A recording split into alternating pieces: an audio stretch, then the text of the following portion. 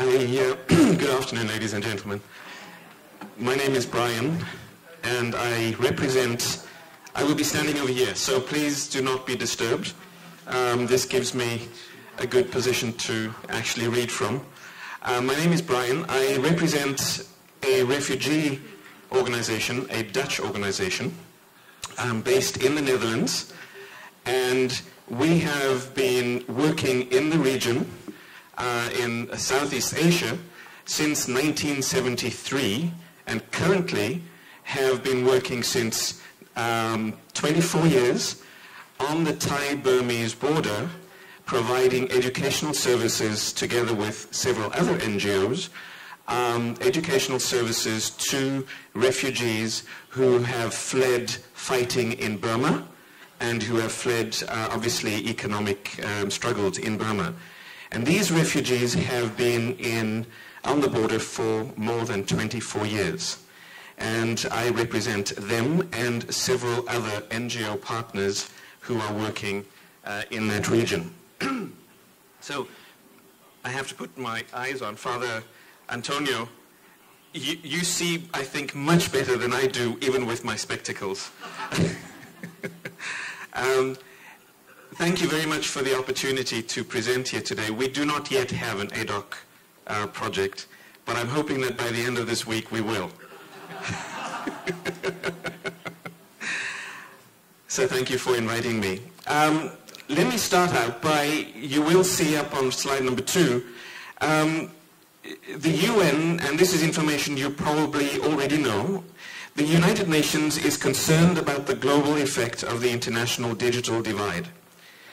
A UNDP report in this regard states that we can bridge the international digital divide by focusing on 7 goals to bring about a global information society. Number 1, set up telecommunications and computer networks. Number 2, focus on group access, not individual ownership. Number 3, build human skills. Number 4, put local views, news, and culture on the web, internet or intranet. Adapt technology to local needs and constraints.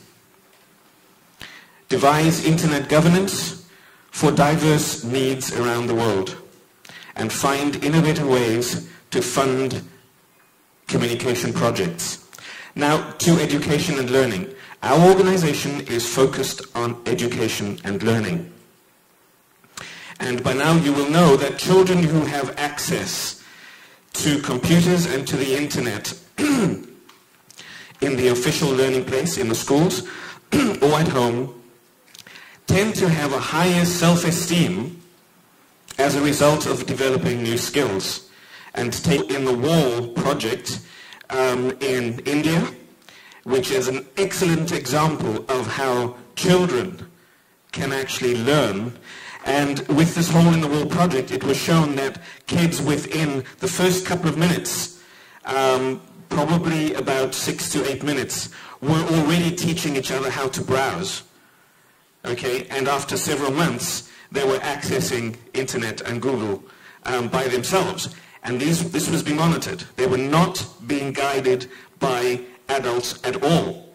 So there very definitely is an advantage to using the internet, using computers. As you can see here, in 1999, this is when the researchers installed the computer in a wall in an Indian slum to be used by these children. Now, we speak of a digital divide. Slide number 8. We speak of a digital divide. Now, what do we mean by a divide? You can see here, up on the screen, for those who are sighted, and for those who are not sighted, the picture actually shows a typewriter that could have come from 2 centuries ago. Okay?